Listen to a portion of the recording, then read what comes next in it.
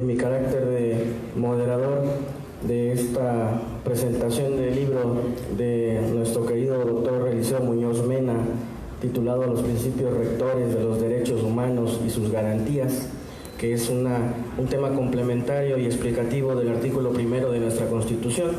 Me voy a permitir dar la bienvenida a los presentes y desde luego en esta Sexta Feria Internacional del Libro UNACH 2019, cuyo invitado de honor es Puerto Rico, vamos a dar la bienvenida al Presidium que nos engalana en esta mañana. En primer lugar al doctor Eliseo Muñoz Mena, autor de la obra que vamos a presentar. Un aplauso, por favor.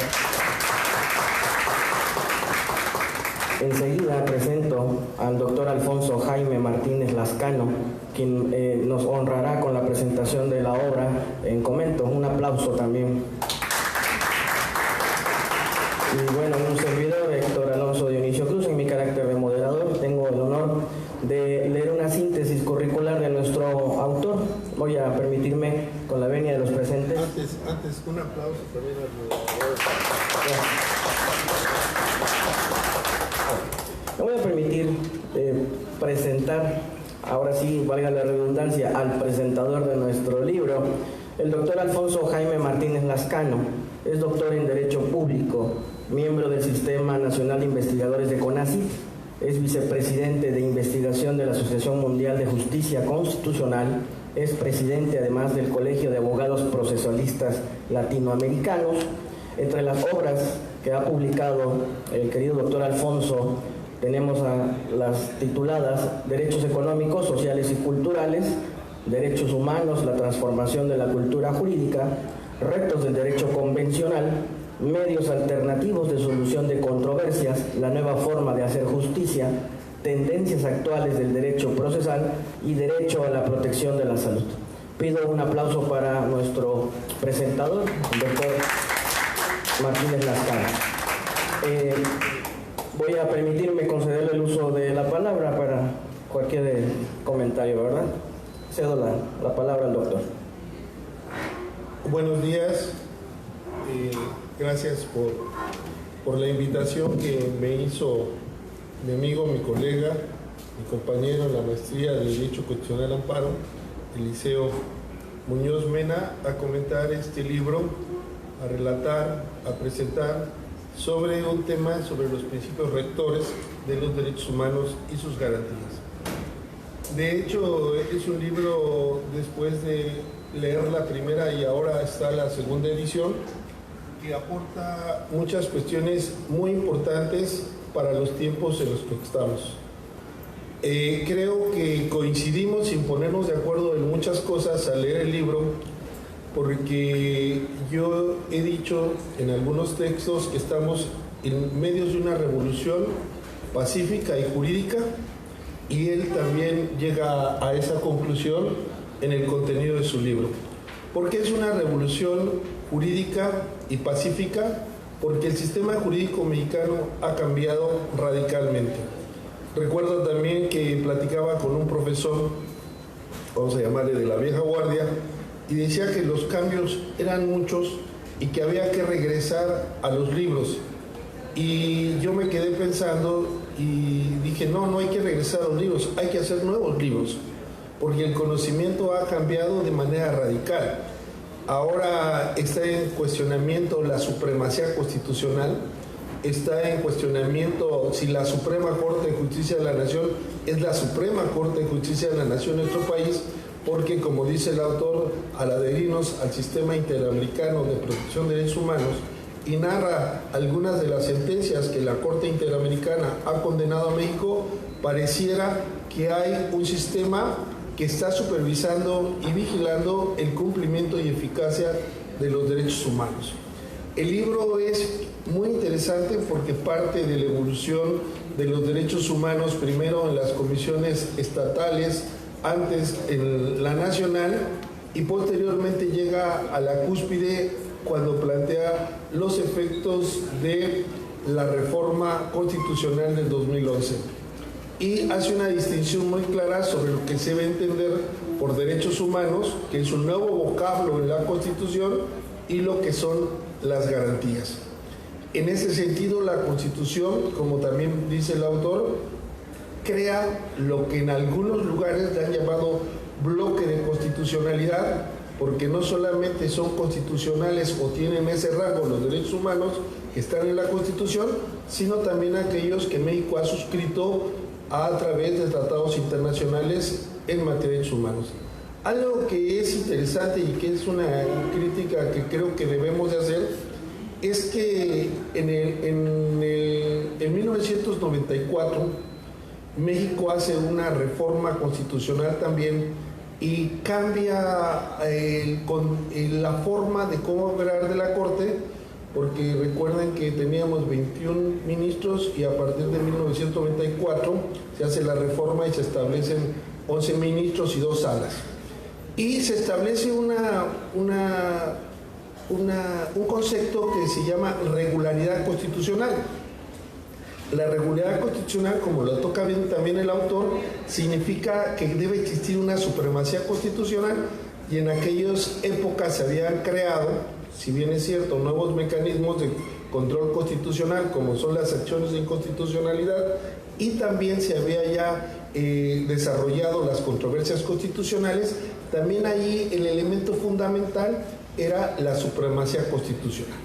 Sin embargo, después del 2011, otra época diferente, desgraciadamente la Corte Mexicana sigue utilizando este concepto de regularidad constitucionalidad y no reconoce el concepto de bloque de constitucionalidad y establece ahí podríamos decir, una violación potente, en potencia a los derechos humanos que ya la ha ejercido al crear una figura que le llaman restricciones constitucionales.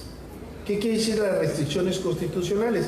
Que si hay un derecho humano regulado en la Constitución y ese mismo derecho humano está regulado en un tratado internacional, a pesar de que tenga la protección más amplia en el catálogo convencional internacional, deberá aplicarse las restricciones constitucionales.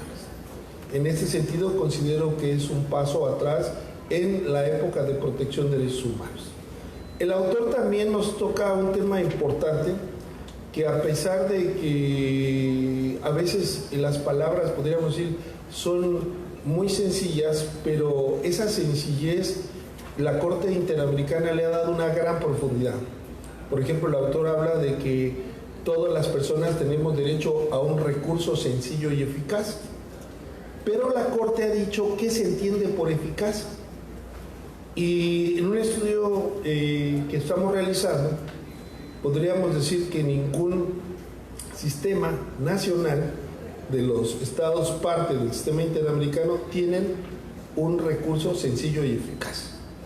¿Por qué? Porque dice la Corte que se entiende por recurso sencillo y eficaz aquel que sanciona a los que cometen violaciones de derechos humanos y establece en un solo proceso la reparación integral. En ese sentido, nosotros en el juicio de amparo no tenemos esos efectos. Es importante hacer estas reflexiones y muchas de las cuestiones que estoy mencionando es lo que nos despierta a conocer este libro. Este libro nos va introduciendo poco a poco en el tema nuevo de los derechos humanos y de una u otra manera nos hace una descripción del artículo primero constitucional que realmente yo podría decir es el mejor artículo redactado en la Constitución, porque es un artículo que establece, uno, la obligación de todas las autoridades en el ámbito de su competencia de proteger, garantizar y tutelar derechos humanos. En ese sentido, todos los agentes del gobierno, todos los servidores públicos tienen la obligación de proteger derechos humanos. No solamente lo van a hacer los jueces, no solamente lo van a hacer el legislador, no solamente lo va a hacer el administrativo, inclusive los órganos constitucionales, porque todos caben dentro de esta obligación. Y como el mismo autor lo dice, y esto creo que también es un cambio importante, porque los jueces anteriormente, podríamos ser un juez penal o un juez civil, únicamente se dedicaba a conocer su ley sustantiva, el código adjetivo y su ley sustantiva para aplicar en su materia. Pero como el mismo autor lo dice, a partir del expediente varios, 12, del 2010, se establece un control de oficio, de convencionalidad y de constitucionalidad. Y entonces, ¿qué quiere decir? Que los jueces ahora tienen que ser constitucionalistas y también convencionalistas de cualquier materia. Cuando se trata de definir, yo tengo un artículo que no sé si comparte el doctor Mena, cuando me preguntaron, bueno, ¿y qué es el control difuso de convencionalidad? Pues es el control de todos. En este sentido, todos están obligados a proteger derechos humanos, todos. Y eso es lo que nos habla el artículo primero, pero decía que hay una nueva forma de operar, porque como el título lo dice, principios rectores, no es lo mismo aplicar la ley en base a una forma mecánica de encontrar la respuesta en la ley que aplicar principios. ¿Por qué? Porque los principios tienen una finalidad. Esta finalidad se debe de cumplir de acuerdo a las circunstancias de cada caso. Y no aplicar una respuesta que está únicamente diseñada en la ley, a priori, antes de que suceda el caso, sino que se vaya construyendo la respuesta frente a la realidad. Y este es un cambio muy importante porque a los abogados, a los operadores jurídicos, nos lleva de mirar a las normas, es decir, antes se podría decir que el derecho lo definíamos como el conjunto de normas jurídicas porque nuestro campo de estudio eran las normas jurídicas, pero ahora el campo de estudio no solamente son las normas jurídicas, sino la realidad. De hecho, en el caso Radilla Pacheco, que es uno de los casos más emblemáticos y que, como dice el autor, nos lleva a esta resolución de la Corte Mexicana para tratar de interpretar cuáles son las obligaciones de la Corte respecto a esta sentencia, vemos que se utiliza la palabra contexto. Es decir, no solamente se tiene que conocer el texto, que es la ley, sino el contexto, que es la realidad. Y entonces el autor, de una u otra manera, cumple con una importante aportación, porque, como dije, estamos en una revolución jurídica, tenemos que ser los que estamos ahora quienes promovamos el cambio. Uno de los problemas a los que enfrentamos, y esa es la virtud también del libro, es que se sigue enseñando en el 80% de las universidades del país, se sigue enseñando con los programas viejos, con los programas que no responden a los cambios. Ha habido muchas modificaciones en la ley. Por ejemplo, yo no conozco planes de estudio donde se analicen casos, donde se analice el sistema interamericano, donde se analicen las acciones colectivas, donde se analicen determinados mecanismos novedosos como responsabilidad ambiental, etcétera. ¿Qué hace falta? Que los abogados conozcamos el nuevo marco jurídico, las nuevas perspectivas y sobre todo analizar los casos. Yo cuando empiezo una clase y hago una pregunta, generalmente, porque recuerden que la Corte Mexicana ha dicho que todas las sentencias de la Corte Interamericana son vinculatorias, son obligatorias para nuestro país, y yo hago una pregunta y digo, bueno, a ver, ¿cuántas sentencias tuvo México en contra en el 2018? Y casi nadie conoce, nadie sabe. ¿Por qué? Porque no están estudiando la realidad. Entonces nosotros tenemos que estudiar la realidad porque estos casos son emblemáticos. La Corte Interamericana no lleva más de 400 casos en su historia, pero lleva 10 casos en contra de México y esos casos han cambiado el sistema jurídico mexicano o pretenden cambiar la forma de operar. Y ese es el aporte muy valioso, muy rico, muy sustancioso de la obra del profesor Eliseo Muñoz Mena, que viene, podríamos decir, a apoyar esa reforma, ese cambio, esa revolución, como a través de la educación. Entonces, un libro importante y algo que es muy interesante, quiero decirlo, estaba yo en Sudamérica y se me queda viendo un peruano y me dice, ¿tú vienes de Chiapas, verdad? Sí, yo conozco Chiapas. Me dice, sí, pero en Chiapas hay academia.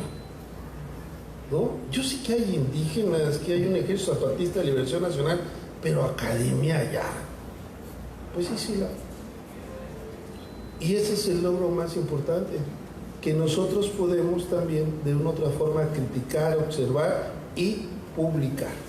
Por eso reconozco y me congratulo del esfuerzo del autor, porque es una aportación que hacen desde el sur para México y para Latinoamérica de una nueva forma de ver el derecho, y me agradezco mucho que mi amigo, mi colega, mi compañero de aulas y ahora él como responsable del posgrado de la Facultad de Derecho, podamos seguir compartiendo estos espacios culturales y que únicamente tienen el fin más que promover la educación y promover el respeto a los derechos humanos. Muchas gracias.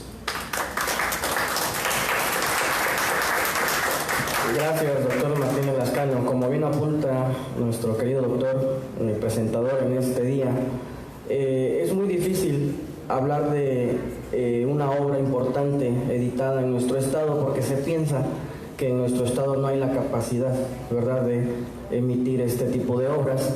Sin embargo, el hecho palpable que tenemos aquí es que es un libro muy interesante y, como bien apunta el autor, es correlativo al artículo primero constitucional, cuya génesis data de 1857, cuando, como bien apunta el doctor Eliseo Muñoz Mena y como ha comentado el doctor Martínez Lascano, se hablaba de los derechos del hombre en esa Constitución del 57 y se traslada a la Constitución del 17 con el nombre de garantías individuales, ¿verdad?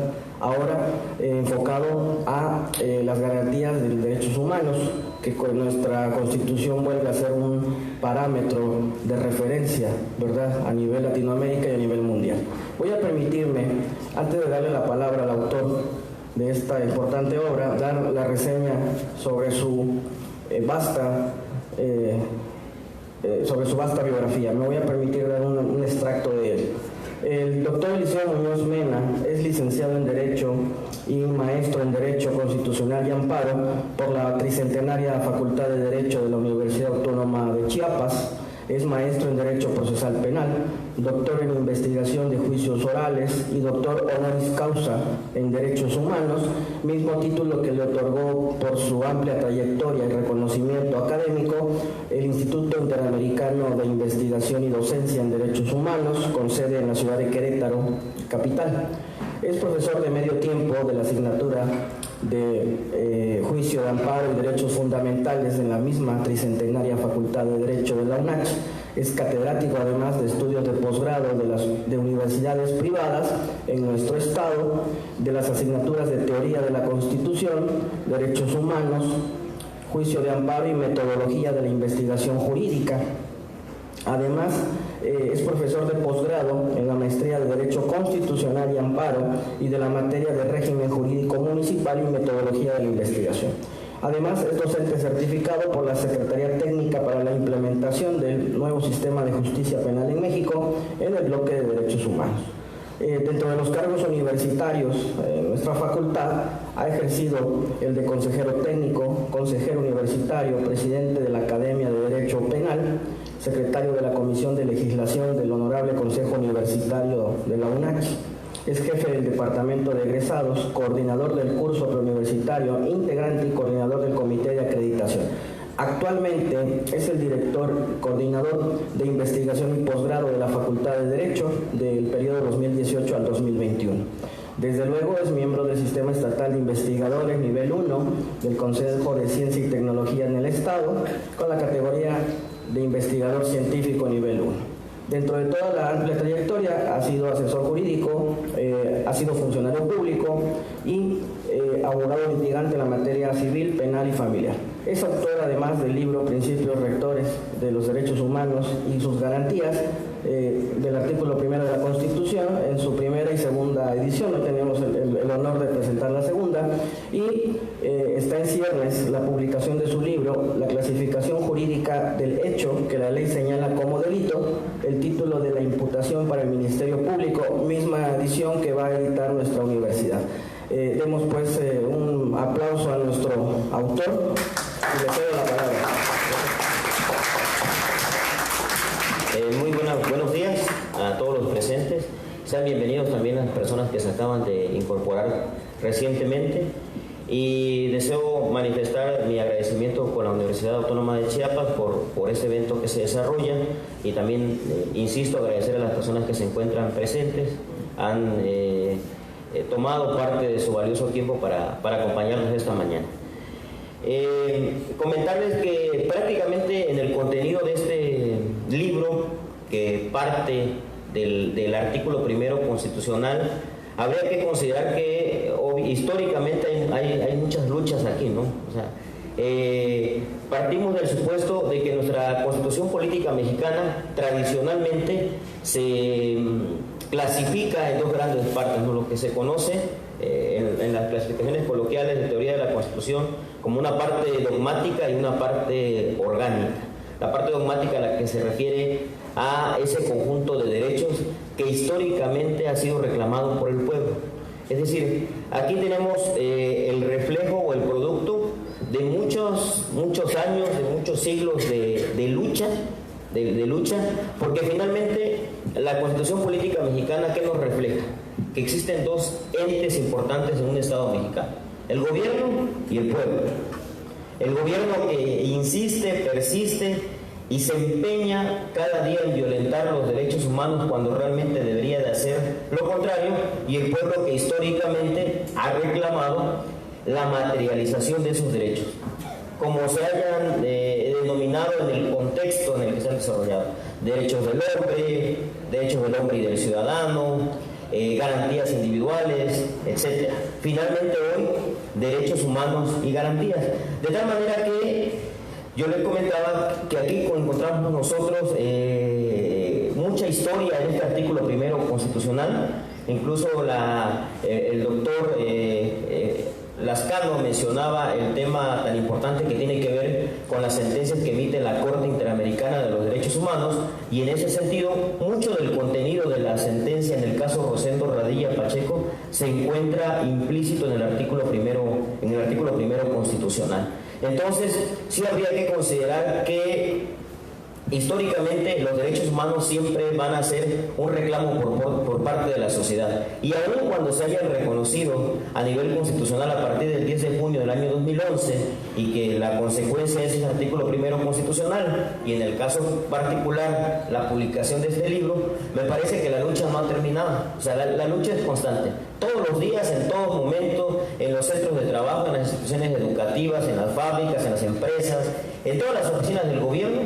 Pareciera que se está gestando cómo hacerle para violentar los derechos humanos, cuando realmente debería de ser lo contrario. Para armonizar los comentarios que hizo favor de realizar el doctor Lascano, mencionaba una serie de instituciones jurídicas de mucha trascendencia a partir de la reforma constitucional, y que particularmente se encuentran en el párrafo segundo, que es la interpretación conforme, el control de convencionalidad, el principio pro persona, que son figuras jurídicas que ya se han generado a partir de esa reforma constitucional y que se encuentran debidamente consolidadas en el sistema interamericano de los derechos humanos, del cual nosotros formamos parte.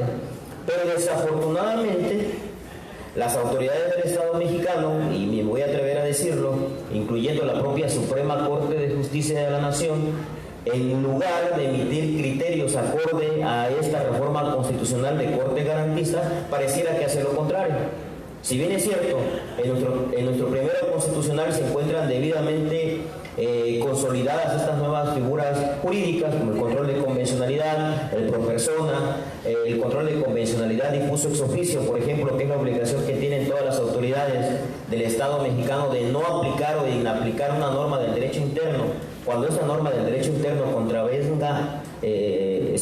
se contraponga al derecho internacional de los derechos humanos, llámese sistema universal o sistema interamericano. Pareciera que la Suprema Corte de Justicia de la Nación tiene la tarea de restringir estos derechos, estas garantías, estas instituciones que se encuentran debidamente consolidadas, como, por ejemplo, el doctor lo mencionaba, hay un criterio jurisprudencial que deriva de la contradicción de tesis 293/2011, cuyo título es Parámetro de control de regularidad constitucional y restricción expresa.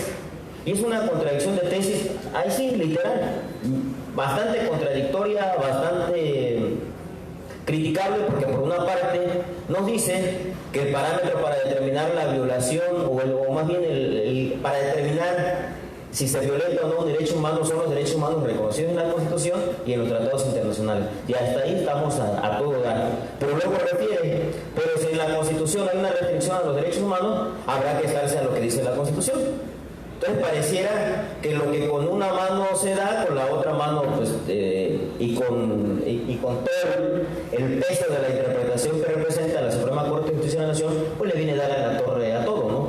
Entonces sí considero que es importante que conozcamos nosotros todos los efectos, todos los alcances que tiene este artículo primero constitucional, porque finalmente la batalla la tenemos que generar nosotros.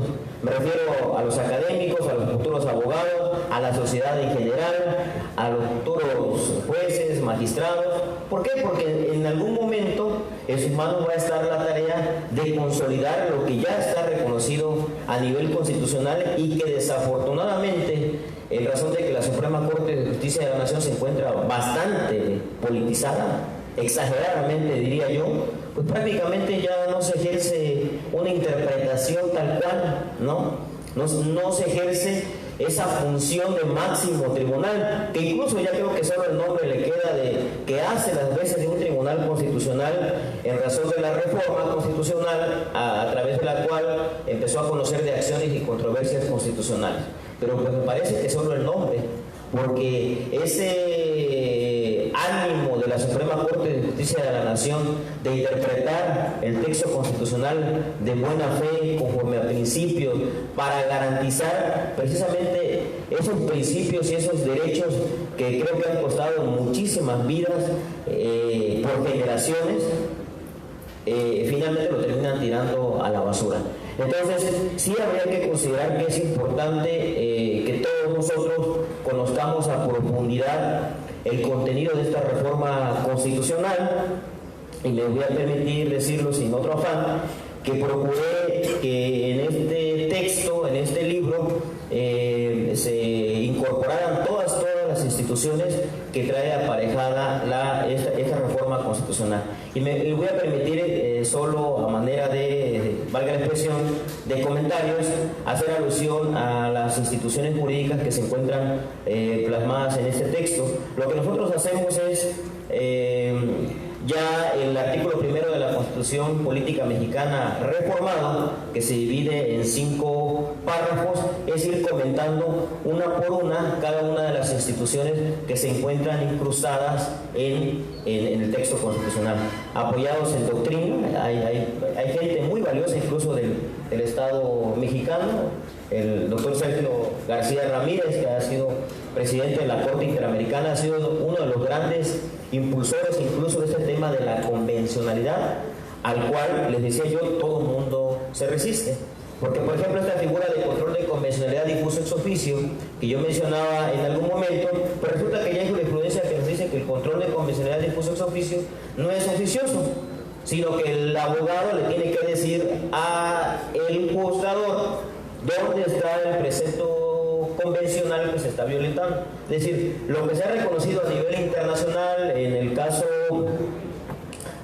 es más experto aquí el doctor en estos temas, hay un caso en 2005 donde se genera esta figura de control de convencionalidad y que se encuentra consolidado, decía yo, en el sistema interamericano, pero México lo que hace es darle pataditas de la buena suerte, y entonces pareciera que ahora la lucha ya es en contra de la reforma constitucional, lo que debió haber sido un parteaguas, una nueva apertura para administrar y procurar justicia, ya no solo con una perspectiva de legalidad, sino de constitucionalidad y también de convencionalidad, porque incluso ahora podríamos hablar de un Estado constitucional y convencional de derecho, o de un Estado convencional de derecho, ¿no? Por la importancia que tienen los tratados internacionales. Esto es que pues, los tratados internacionales de cierta manera se reconocen derechos humanos y garantías, digamos, de una manera o de una forma garantista mayor que en el Estado mexicano. Por ejemplo, en la Convención Americana sobre Derechos Humanos se reconoce la reparación del daño por error judicial. Imagínense cuántas ¿cuántas indemnizaciones tendría que haber en el Estado mexicano por el hecho de que una persona pasa 1 o 2 años privado de su libertad y me equivoqué de nombre, fíjate que pues siempre no fuiste tú y tu palmadita y que te vaya bien, ¿no? Entonces creo que sí, todas esas instituciones que encontramos aquí son muy importantes. Y les decía, yo las voy a mencionar brevemente. El primer punto, en el primer párrafo que encontramos, a grosso modo encontramos una ampliación de la fuente en materia de derechos humanos. Ya no solo a la Constitución, sino también a los tratados internacionales de los que el Estado mexicano sea parte. Ahí tenemos un primer punto en el párrafo primero, la ampliación de la fuente. Segundo punto, de este párrafo primero podríamos nosotros obtener el fundamento constitucional para la figura de bloque de constitucionalidad, entendiendo por esto a esa fuente en materia de derechos humanos prevista tanto en la Constitución como en los tratados internacionales del Estado mexicano, y dicho sea de paso, tratados internacionales y criterios que derivan del sistema universal y que derivan del sistema interamericano. Y otro punto que también es muy importante del párrafo primero es la distinción y la precisión entre derechos humanos y garantías, tomando como precedente que antes todas las instituciones jurídicas se denominaban garantías individuales, llámese derechos, por decirlo así en el amplio sentido de la palabra, como los instrumentos o mecanismos de protección, que en la actualidad esa definición es bastante loable, bastante técnica y nos permite incluso abonar para el tema del juicio de amparo. Es decir, en el momento en que nosotros constatamos de que en la Constitución Política Mexicana encontramos las garantías, por ejemplo, al menos hago un estudio sobre eso y es también una cuestión, digamos, una doctrina, llamemos personal, hay autores que también coinciden con lo mismo. Por ejemplo, en el artículo 14 constitucional encontramos las garantías de juicio previo, de formalidades esenciales del procedimiento, tribunal previamente establecido, ley expedida con anterioridad al hecho, cuando se emita un acto privativo de derechos humanos. En el artículo 16, previo a un acto de molestia, o más bien cuando la autoridad emita un acto de molestia, este acto de molestia debe estar fundado, debe estar motivado, debe estar expedido por autoridad competente y debe de constar por escrito. Le sumamos a ello las garantías del artículo 17 constitucional, que en lo general son las garantías de acceso a la justicia o tutela judicial efectiva, que la podríamos subdividir en garantías o subgarantías de justicia pronta, expedita, completa, imparcial, el derecho a un recurso efectivo, sencillo y eficaz. Y finalmente, la justicia restaurativa también yo la podría considerar como, la justicia alternativa y la justicia restaurativa la podría considerar como una garantía para la protección de los derechos humanos, visto que constituye una forma alterna de resolver un conflicto. Y finalmente, las garantías relacionadas con el debido proceso en materia penal, que son las que están previstas en los artículos 20, apartado B y apartado C. Y me trasladé yo rápidamente al párrafo segundo para comentarle algunas instituciones que ya había yo planteado hace un momento, que es la de interpretación conforme, que no es otra cosa que la obligación que tienen todas las autoridades, ya ha quedado muy claro, de interpretar o de obtener el significado de una norma de nuestro derecho interno acorde en un primer momento a la Constitución y por supuesto que también acorde a los tratados internacionales. Es como ponerse unos lentes de perspectiva constitucional y ponerse también al mismo tiempo unos lentes de perspectiva convencional. Incluso el legislativo tiene ya en la actualidad la obligación de legislar con perspectiva convencional, porque si lo hace con perspectiva constitucional, pues ya sabemos cuáles son los resultados. Y creo que los resultados es seguir restringiendo derechos que ya están ganados, ¿no? Y también el control de convencionalidad que habíamos mencionado y el principio pro persona, ¿no? Y finalmente, en el párrafo tercero también a mí se me hace muy importante que se refiere a las obligaciones que tiene el Estado mexicano de promover los derechos humanos, y creo que esto es un ejercicio académico de promoción de los derechos humanos, la obligación de respetar los derechos humanos, que no es otra cosa, dicho en otras palabras muy sencillas, que la prohibición que tiene la autoridad de hacer lo que hace. ¿Qué es lo que hace? Violentar derechos humanos. ¿Qué es lo que debería de hacer? Es respetarlos, ¿no? Y hace todo lo contrario.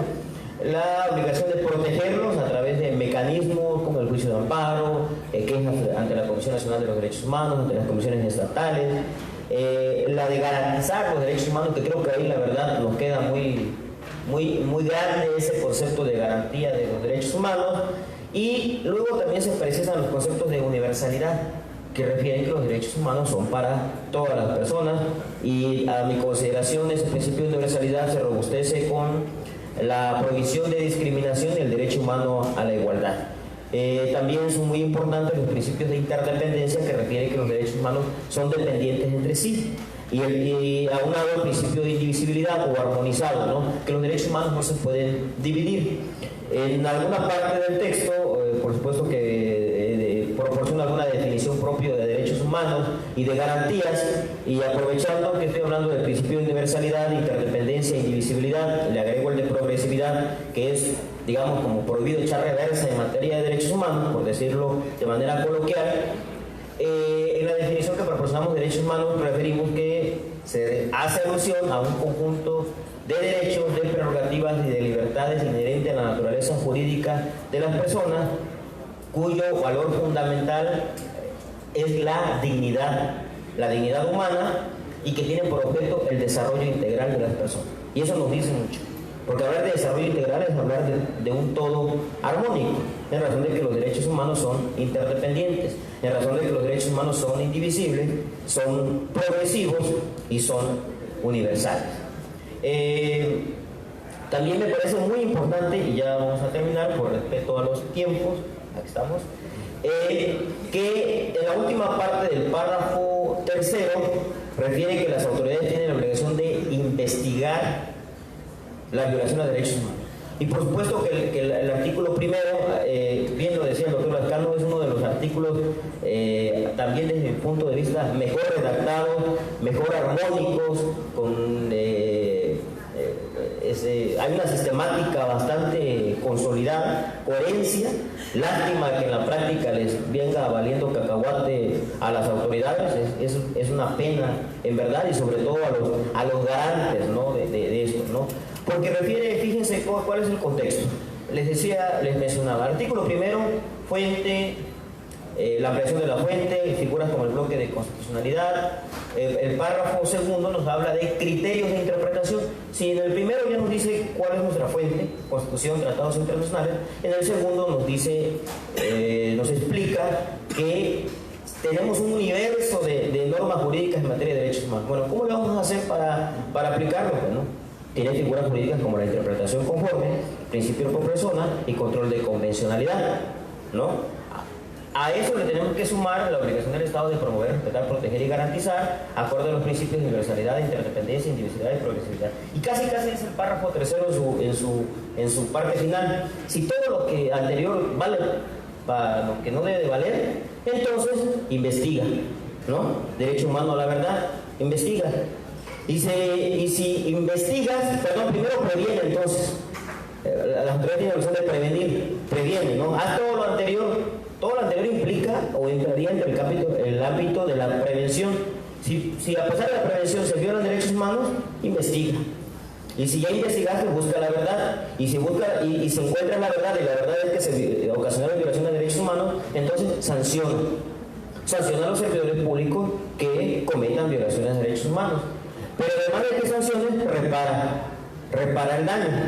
Y ese contenido del párrafo tercero, yo siempre lo he expresado, que debería de formar ya parte de un capítulo especial en nuestros juicios de amparo.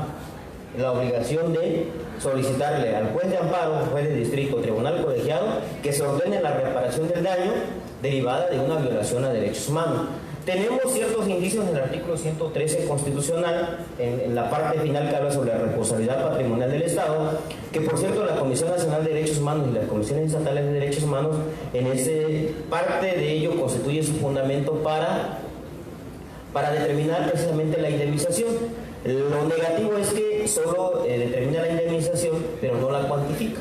Entonces está el pleito interno entre el quejoso o el agraviado que quiere las lunas en las estrellas y la autoridad que le quiere dar una miseria, ¿no?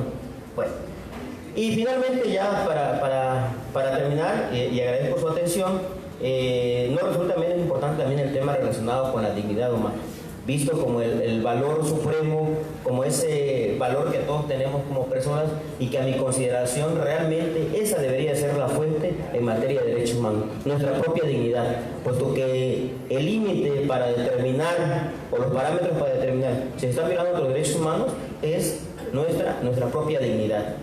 Voy a leer solo un pequeño párrafo de la descripción que se encuentra en la portada del libro, que refiere lo siguiente. Ya con eso, la última y nos vamos. En los últimos tiempos del mundo contemporáneo, el reclamo de los derechos humanos se ha convertido en un tema toral. Su constante violación y laceración en manos del Estado apremian día a día su debido cumplimiento. Las personas aclaman su reconocimiento y materialización. Los esfuerzos se suman, por una parte, pero por otra parece interminable su quebrantamiento. No obstante, hay que insistir y persistir. En tal sentido, esta obra aporta un grano de arena para la construcción de una nueva cultura en materia de derechos humanos y de sus garantías. Eso sería todo de mi parte, y agradezco mucho su atención, la del doctor Lascano y la de mi amigo, el maestro Héctor Alonso Dionisio Cruz. Muy buenas tardes. Agradeciendo, más que una presentación, esta fue una verdadera cátedra, como solo la Facultad de Derecho sabe, ¿verdad? Esta fue una verdadera cátedra de derechos humanos. Vamos a, no sé si habrá algún comentario adicional aquí en el presidium o de parte del público, no sé si, por favor. Sí, muy buenos días, Enrique Orozco. Muy buenos días, Enrique Orozco Ortega, egresado de la Facultad de Derecho e integrante del Instituto de Investigaciones Jurídicas. Primero quiero felicitar al autor por la segunda edición de su obra y expresar un más profundo respeto y admiración, sobre todo por ser un gran catedrático del tema mate. En este sentido, tengo una sencilla pregunta desde la más extrema humildad o ignorancia, por decirlo de otra manera.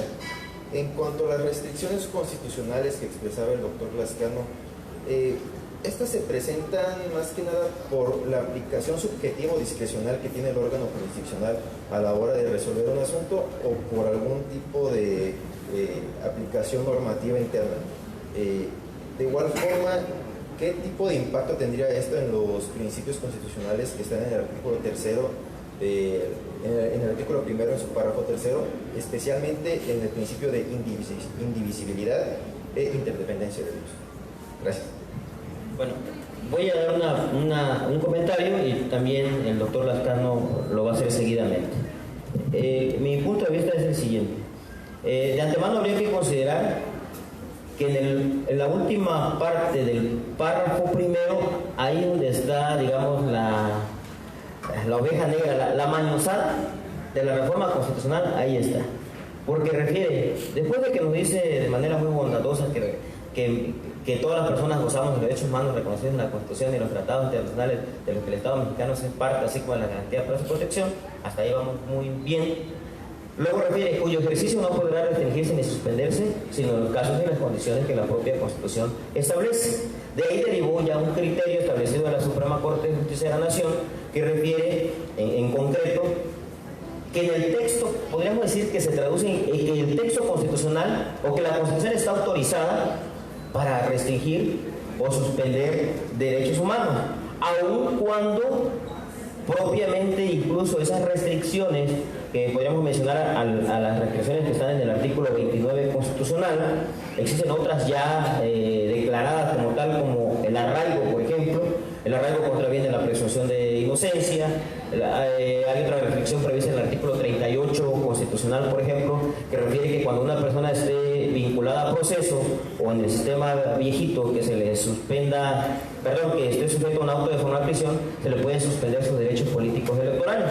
Y que sabemos que en tiempos electorales, pues ese artículo 38 se pone pero de moda, ¿no? Porque se usa a modo. Si quiere desbancar a un político de la contienda, pues aplícale esa disposición, ¿no? Lo cierto es que, por decirlo así, esas son figuras jurídicas que ya están consagradas como restricciones expresas, le llamemos así, pero como ya están a nivel constitucional, prácticamente en nuestro sistema jurídico no podríamos hacer nada. Lo que queda será agotar todo nuestro sistema jurídico y ocurrir o al sistema universal o al sistema interamericano, y seguramente allá sí se podrán hacer valer. Esa sería mi opinión y le voy a dar uso de la palabra también aquí a mi amigo que es muy experto en esos temas. Bueno, muchas gracias por la pregunta y un saludo al Instituto de Investigaciones Jurídicas hasta Cintalapa, ¿verdad? Bueno, Ocosocuautla, sí, más acá.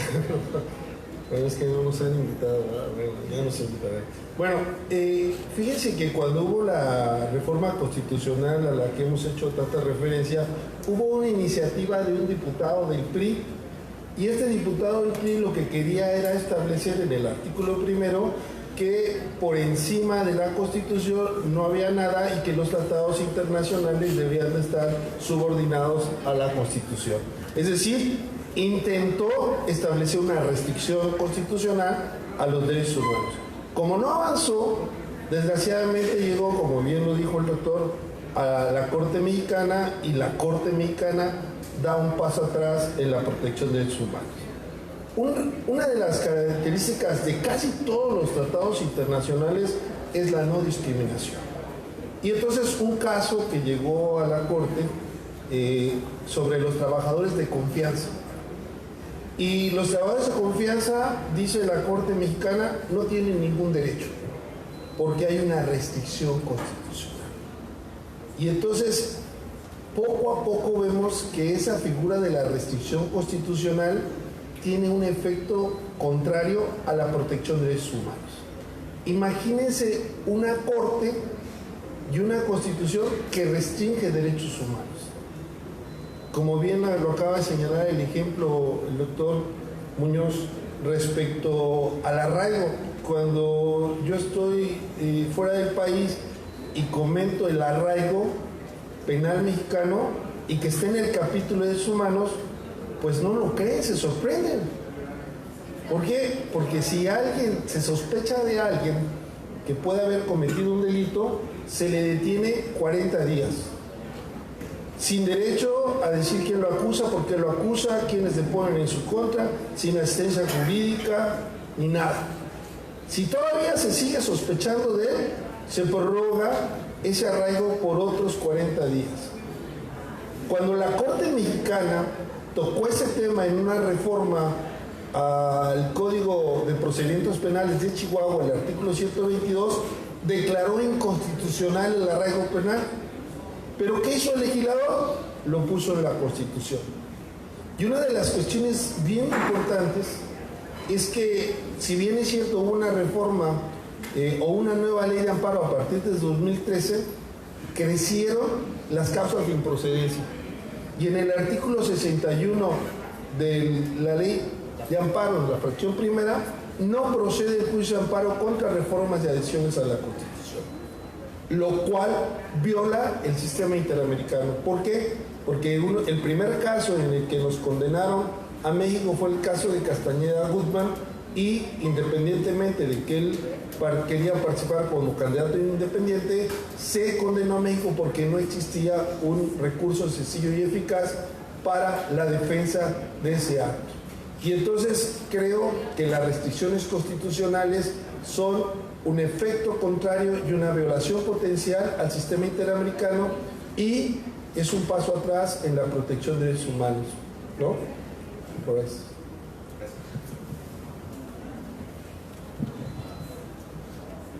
No sé si alguien tenga algún comentario, por favor.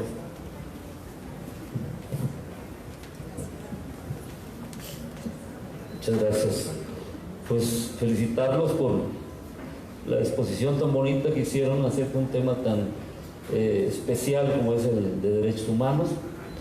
Yo también me llamo Enrique Orozco, por eso se llama él igual que yo, es mi hijo. Y me pasó ahorita lo que cuando llegué, soy médico veterinario, el primer día de clases, y hablaron mis profesores, pensé que nunca iba yo a entender lo que estaban diciendo, pero después de 2 años ya hablaba yo el mismo idioma. Entonces ahorita la mitad de lo que ustedes dijeron no lo entendí, pero le voy a decir a mi hijo que me lo explique. Una pregunta como ciudadano común y corriente que ve la televisión y que por ahí se nutre. Usted dice que los derechos humanos son universales, o sea, para todos. Pero también se supone que el gobierno es el encargado de garantizar que estos derechos humanos se cumplan. Pero sucede que también los que integran el gobierno son seres humanos, por lo tanto creo que también tienen derechos humanos. Sin embargo, yo veo en las noticias que este señor Raúl González, creo que se llama el ombudsman, un anglicismo horrible, pero así le llaman, de los derechos humanos, siempre está defendiendo a los civiles, pero en ocasiones a los integrantes del gobierno los retienen, los golpean, los secuestran, matan y hieren a los policías. ¿Que ellos no tienen derechos humanos? Esa es mi pregunta.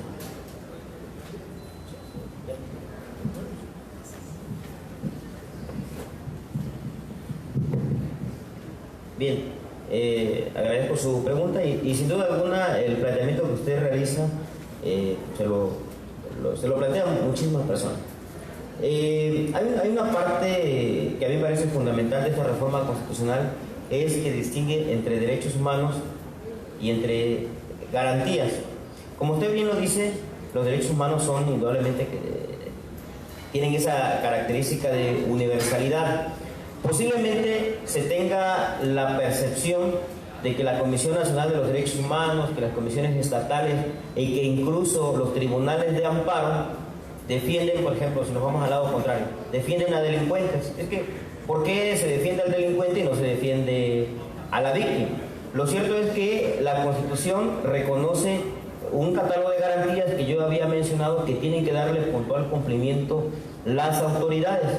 Pero como son las autoridades las que tienen que cumplir con esos requisitos de carácter constitucional para emitir sus actos de autoridad que causan un agravio, y como son los que terminan no respetándolo, sino violentándolo, cuando una Comisión Nacional de Derechos Humanos, una Comisión Estatal de Derechos Humanos o un Tribunal de Amparo advierte que en su actuación, por ejemplo, la autoridad no fundó, no motivó, no es competente para emitir el acto, es ahí donde le reconoce la violación a derechos humanos posiblemente a esa víctima, perdón, a ese delincuente o a esa persona que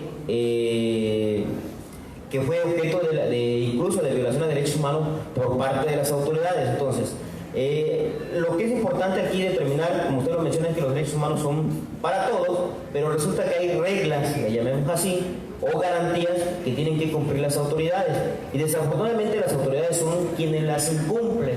Por eso el Tribunal de Amparo o los tribunales de protección de derechos humanos terminan concediéndole la razón, y regularmente no a la víctima, no al que está sufriendo, digamos, desde el punto de vista social, que es muy evidente, la violación de derechos humanos, sino al otro, el que está del otro lado, a una persona, a un asesino, a un delincuente, le llamamos en potencia. Entonces, mi reflexión sería que ahí habría que, primero, comprender esa parte, que existen derechos humanos, que existen garantías como herramientas de protección de los derechos humanos, y que cuando se incumplen, entonces se le conceden beneficios, y que en efecto hay una contraparte que es responsable o que sufre ese agravio a la vez, que es la propia víctima, a la que no se le termina ni administrando ni procurando justicia. Pero entonces habría que insistir en la otra parte ahí, que si luego se determina que derivado de una violación a derechos humanos por violación de garantías se concede un beneficio a una persona que aparentemente es delincuente, entonces la responsabilidad termina siendo finalmente del propio Estado, y habría que insistir entonces en una indemnización y en una sanción por no hacer, digamos, lo que debería de hacer, por no cumplir con las garantías. Y realmente sí es cierto, se tiene esa percepción de que pareciera que hubiera una distorsión en la tutela de los derechos humanos, cuando en realidad sí habría que apuntarle un poquito a ese tema relacionado con las garantías, porque considero que ahí está la clave, y que por cierto ahorita el presidente de la República, a mi juicio, se ha dedicado a cuestionar el juicio de amparo, ¿no? A ponerlo sobre tela de juicio, y eso es la verdad muy lamentable y muy grave, porque ciertamente hay gente que obtiene beneficios, pero los beneficios no los obtiene por ser buenas personas, sino los obtiene porque las autoridades no hacen lo que deberían de realizar. Pero ciertamente criticar o menoscabar el juicio de amparo, que también es un gran logro y que por cierto tiene sus antecedentes en México, también suena bastante peligroso. ¿Por qué? Porque prácticamente los derechos humanos y las garantías se quedarían sin ese instrumento o medio de control constitucional para hacerlos valer. Es como que prácticamente ni existieran, ¿no? Si no existe un mecanismo para hacerlos valer, pues prácticamente nos vamos a quedar peor de lo que ya estamos en la actualidad. Nuevamente vamos a hacer el mismo ejercicio. Experto número 2. Bueno, una disculpa por que no nos explicamos más claramente. Bueno, mire, desde mi punto de vista siempre se dice que los derechos humanos los tenemos todos los seres humanos por el simplemente ser seres humanos. Pero la verdadera historia y completa es que los que violan derechos humanos son también los seres humanos. Entonces tenemos un problema de falta de respeto, tenemos un problema de falta de empatía, tenemos un excesivo egoísmo, un excesivo ver al hombre como instrumento, no como un fin, sino como alguien que nos puede dar algo, es decir, como una cosa. Es ahí donde se rescata el concepto de la dignidad de la persona. Una persona vale por el simple hecho de ser persona, inclusive hasta un terrorista, porque intrínsecamente la dignidad implica el respeto. La autoridad tiene el monopolio del poder. La autoridad es la que viola derechos humanos, ya sea por acción o por omisión. Yo les digo, por ejemplo, a mis alumnos, imagínense un día que llegue un policía y le diga a una persona: señor, buenas tardes, disculpe que lo moleste, con la pena que traemos una orden de aprehensión en contra de usted, pero no se espante, puede usted comunicarse con su familia, mire, díganos si tiene alguna enfermedad, si toma algún medicamento, por favor siéntese, ahorita lo vamos a trasladar inmediatamente ante un juez. ¿Quién le va a decir qué derechos tiene? Usted va a tener un abogado. Pues es un mundo utópico ese. Entonces, el verdadero respeto debe ser recíproco.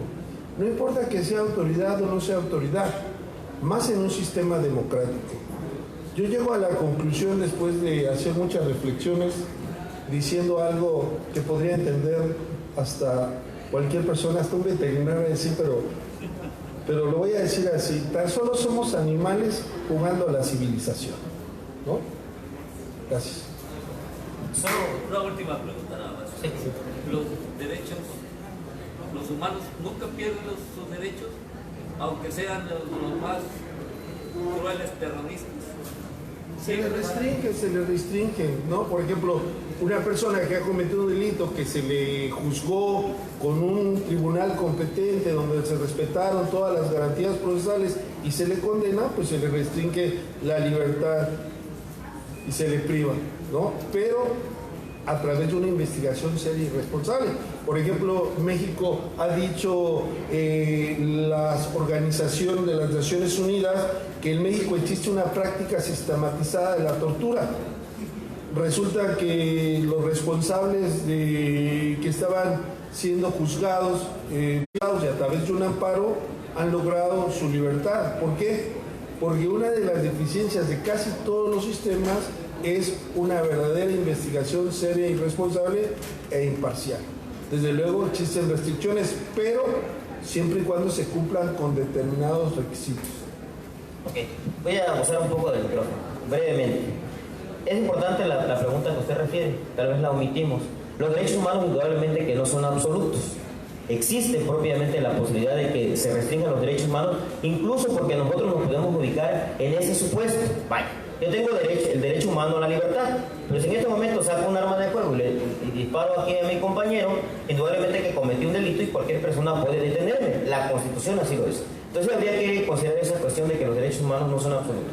Y segundo punto, para no excederme, he planteado en algún momento, así como la reflexión final del doctor Lascano, que los derechos humanos tienen dos dimensiones: una dimensión humana, una dimensión jurídica que es de la que todos hablamos, y una dimensión de naturaleza humana. Es decir, lo humano tiene que ver con la propia naturaleza del ser humano, que tiene que ver con la humanización, con la sensibilización y con los valores. Desafortunadamente se habla de una dimensión jurídica porque la dimensión humana no es suficiente, porque hacemos todo lo contrario de lo que deberíamos de realizar, ya sea como personas o ya sea como autoridades del Estado. Entonces considero que sí, este tema de los derechos humanos hay que abonarle cuestiones que tengan que ver con valores éticos, con valores normales, con formación, con hacer las cosas como se deberían de hacer, bien común, el respeto, la justicia. Si nosotros nos fuéramos por ese lado de la parte humana, creo que la parte jurídica no fuera incluso tan necesaria. Pero desafortunadamente, como hacemos todo lo contrario, como la dimensión humana, como la sensibilidad y el humanismo están por los suelos, pues tenemos que hacer normas y normas y normas y normas y protocolos y protocolos. Hay autores que refieren que entre más normas jurídicas tengamos, no es muestra que más incivilizados somos, ¿no? Sería todo. Damos un cordial aplauso aquí a nuestro presentador y al autor de nuestro libro.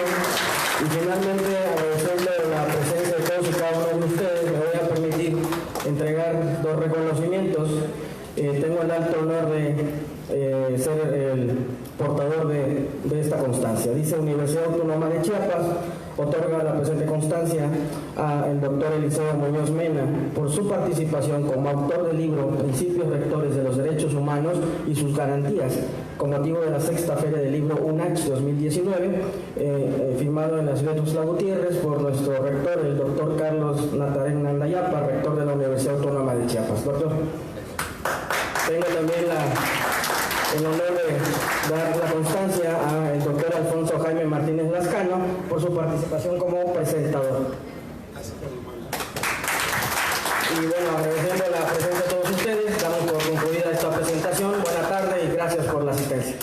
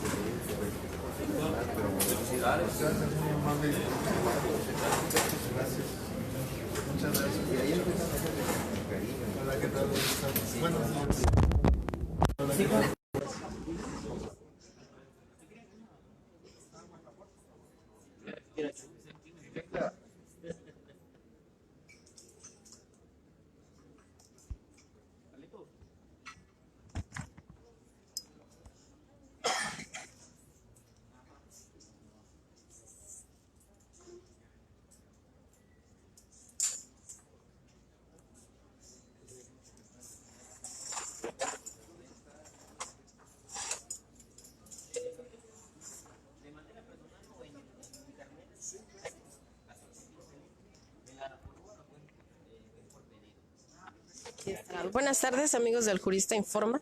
En este momento pues tenemos al doctor Lascano, quien fue presentador de esta obra de pues nuestro catedrático de esta tricentenaria Facultad de Derecho de la Universidad Autónoma de Chiapas.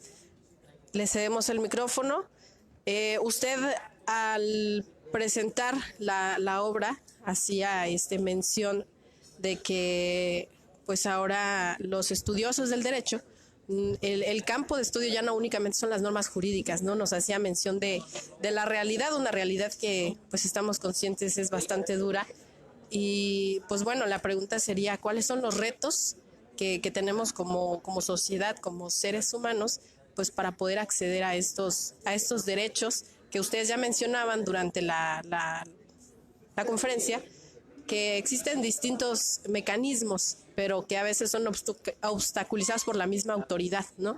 Entonces, ¿de qué manera nosotros podemos acceder a estos derechos? Hola, gracias por la entrevista a Jurista Informa. Siempre con la estimación y cariño para la Universidad Autónoma de Chiapas, desde luego la Facultad de Derecho. Bueno, lo interesante de la exposición del tema es que recordar que la única forma real de proteger, tutelar y garantizar los derechos humanos es a través de la educación. Mientras tengamos mejor conocimiento, mejor comprensión, y esto obliga a todos los juristas, a todos los operadores jurídicos a realizar una transformación, de cambiar del estudio de las facultades de derecho como universidades de leyes a privilegiar el centro del derecho, que debe ser el ser humano. Los romanos decían hace mucho tiempo que el derecho nace en el hecho, y nosotros por mucho tiempo hicimos lo contrario, pensando que las normas jurídicas por sí mismas nos iban a resolver todos los problemas. Por eso requieren de operadores jurídicos estos cambios más comprometidos, más reflexivos, más razonados, y desde luego la Casa de Estudios de la Facultad de Derecho tiene ese compromiso como cualquier facultad o universidad de Latinoamérica. Yo les mando un saludo, agradezco la entrevista y espero pronto vernos por ahí. Hasta pronto. Muchísimas gracias, doctor. Bueno, y ahora tenemos al doctor Eliseo también, quien pues es autor de esta obra que se acaba de presentar en el marco de la Sexta Feria Internacional del Libro de la UNACH. Nos encontramos en la biblioteca Dr. Carlos Maciel Espinosa. Le vamos a ceder el micrófono también al doctor Eliseo, quien pues bueno, nos congratula en pues haber presentado esta obra, y sabemos que es catedrático de nuestra tricentenaria facultad. Entonces, doctor, respecto a la ponencia que ustedes acaban de presentar, ¿a partir de qué momento el individuo comienza a gozar de estos derechos humanos? Ya alguien preguntaba si se pueden privar de estos derechos. Nos dijeron que se restringen, pero ¿desde qué momento comenzamos a gozarlos? Bueno, gracias Lupita por la entrevista, y veo que la pregunta es bastante profunda, ¿no? Sobre todo en tiempos actuales en el que, desde mi punto de vista, considero que el tema de los derechos humanos se ha sectorizado. Habría que considerar que los derechos humanos son universales, no obstante, en últimos tiempos se han gestado algunos movimientos en torno al reclamo de los derechos humanos que considero pudiéramos caer muchas veces en un exceso o en una deficiencia de protección o tutela de los mismos. Digo esto porque la pregunta que refieres es la de que a partir de qué momento gozamos de los derechos humanos. Y desde mi particular punto de vista, considero que los derechos humanos surgen desde el momento de que una persona es concebido. A partir de ahí tiene derechos humanos. Y esto está sustentado, está robustecido con doctrina que proviene de la bioética, que refiere que el producto de la concepción, que constituye prácticamente una vida humana en potencia, debería de adquirir derechos humanos. No obstante, habría que considerar que nuestro sistema jurídico mexicano se ha optado por reconocer que los derechos humanos surgen a partir del nacimiento, con sus excepciones, ¿no? Habría que considerar que el artículo 4 de la Convención Americana sobre Derechos Humanos tutela el derecho a la vida desde el momento de la concepción. Pero bueno, eso sería en cuanto al planteamiento que realizas, a partir de qué momento tenemos derechos humanos. Maestro, ¿y cuál fue pues la motivación para que usted pudiera plasmar su sentir y por supuesto la trayectoria y el estudio pues en esta obra que acaba de presentar? Bien, la pregunta que me haces es bastante importante, y aprovecho a saludar muy afectuosamente a todos los seguidores de la página del Jurista Informa, que es una página que surge al interior de la Facultad de Derecho, y debo decir con mucho orgullo y con mucha satisfacción que este libro es producto de un aula de clases en la Facultad de Derecho. Este libro, ¿cómo surge? Surge en razón de que yo imparto la asignatura de anteriormente se denominaba garantías individuales, actualmente derechos fundamentales en la Facultad de Derecho. Y en razón de empezar actividades relacionadas con la investigación de esta reforma constitucional en materia de derechos humanos, el resultado es este libro, que lo escribí con el corazón, que surge en la Facultad de Derechos y surge para todos aquellos alumnos que he tenido en la Facultad de Derecho. De ahí es donde surge este libro. Bueno, pues muchísimas gracias, doctor, y también a todos los que nos estuvieron viendo. Y pues bueno, los invitamos a que continúen pues fomentando la lectura y que la universidad continúe con estos proyectos. Agradecemos al doctor Eliseo y a quienes pues estuvieron detrás de esta 6ª Feria del Libro, UNACH 2019. Compañeros, muchas buenas gracias. tardes a todos y todas, buenas tardes. En esta oportunidad vamos a